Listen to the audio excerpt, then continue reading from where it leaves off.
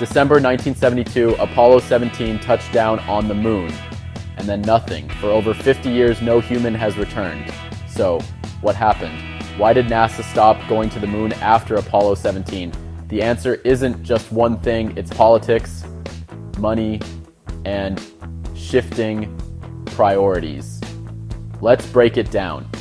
Apollo 17 was the final mission of NASA's Apollo program.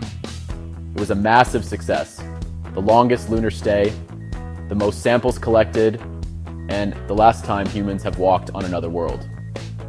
But while the mission was historic, it also marked the end of an era. Why?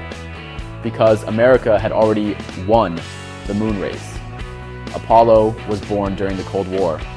After JFK's famous speech in 1961, the United States poured billions into beating the Soviets to the moon.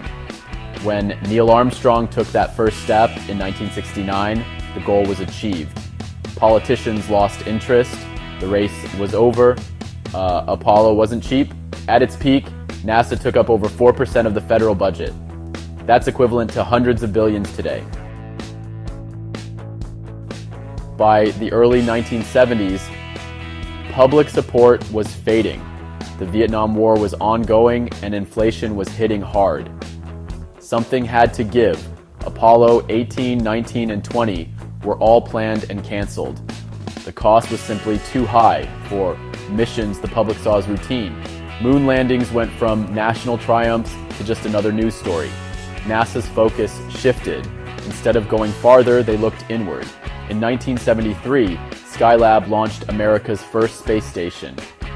In the 80s, the reusable Space Shuttle took center stage. The moon was incredible, but it was also dead, dusty, and far away. The new goal was to build a long-term presence in low Earth orbit, satellites, space stations, and eventually the International Space Station became NASA's priorities.